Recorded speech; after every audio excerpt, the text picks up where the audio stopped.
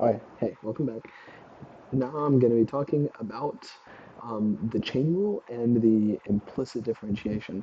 Um, Implicit differentiation, I mean, you could just say implicit rule, um, but it's not as abstract as that. So we have to call it by implicit differentiation. But first, we're going to start with the chain rule. This is just another rule, just like all of these, that is just as simple, but has a lot of implications. It goes like this. Um, what happens when you have f of g, or like when you have f of g of x? How do you differentiate that? It's it's actually not too bad. The way it works is you take the derivative of the outer, so f prime with g of x still on the inside, like you just don't touch what's on the inside. Then you multiply that by the derivative of what's on the inside. So it's just like the outer times the inner. So d of that is equal to this. Now it doesn't sound that complex, but it can get really weird. First, why is it called the chain rule? It's because when you have stuff stacked inside itself, it becomes a chain. So let's say it was f of g of h of j of x. And I just put a bunch of parentheses right here. What if it was like this? Well, all you have to do is unpeel it layer by layer. So you would start with f prime g h j of x. And then multiply that by g prime h j x 3. And then you multiply that again by hj of x, h prime of j of x. And then finally you multiply it again by j prime x. This is why it's the chain rule, because it chains together, like the outer times the inner times the inner of that times the derivative of the inner of that times the derivative of the inner of that, until you finally get to the end, and you have a long convoluted mass of meaningless gibberish. I mean, it's not meaningless, but it's still just symbols on a page. Anyways, that's the chain rule. Let's do an example. And this is where it will really start to come together, because when I have like f and g, there's like functions. Like, how do you put a function inside a function? Let's say y equals x squared plus 3 squared. So how would you take the derivative of this? Because you have x on the inside, but then this is equivalent of saying like x squared plus 3 times x squared plus 3. And I could go back over here and I could use, which one is it? The product rule. And I could do like derivative of f times g and then do f times the derivative of g, but that's long and we don't want to do that. So we're going to use the chain rule. And we just have to identify what's the outer function, what's the inner function. I'm going to use a placeholder variable, and that's going to be u. And so this is, excuse me, going to stand for inner.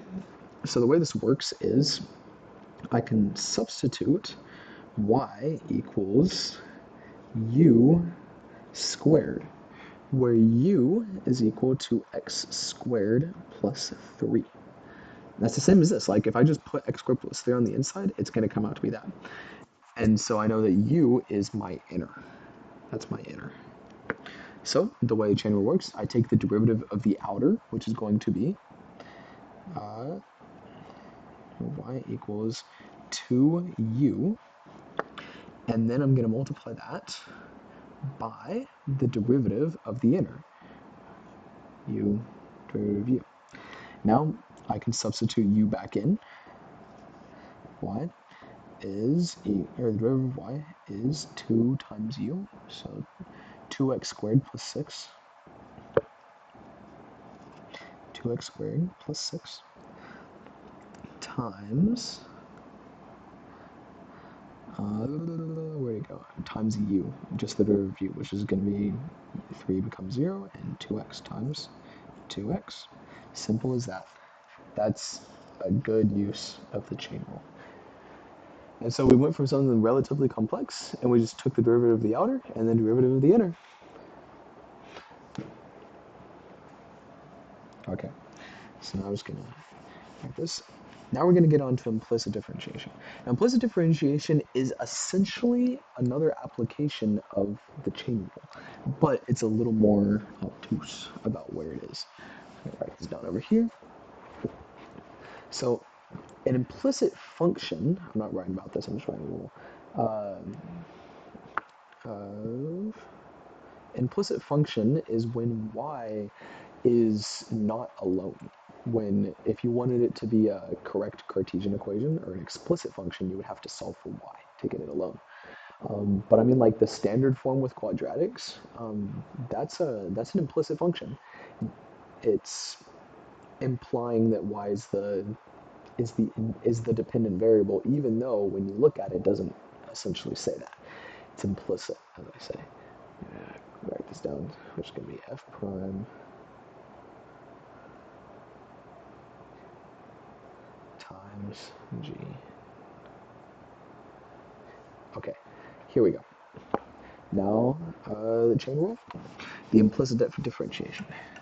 This is essentially saying that every time you see y in your equation or whatever in your function, that is the same as a function. So remember when I had u? Well, now it's just y. So y is equal to whatever y is equal to, and then you substitute that in, which means that if you want to take the derivative of something like, let's say, 3y squared, you can't just treat it by itself. It does not become 6y as it would with the power rule. It is, there's more. The chain rule states that you can't if you have a function of a function, then you have to do the derivative of the function on the outside, and that's exactly what y is. Y is a function. That's what y is. I just got really redundant right there. So what you have to do is you have to take the derivative of the outer, which is 6y, times the derivative of the inner, y. And so it's as simple as that. Differentiation. Like 3y squared becomes 6y times the derivative of y, because y has to be calculated as a function, not just as an independent variable. If it was an independent variable, then we wouldn't need to do this. But y is a stand-in for the entire function. And I don't really know how to write that as a rule, specifically. I don't even have it like that in my notes. It's just whatever it is.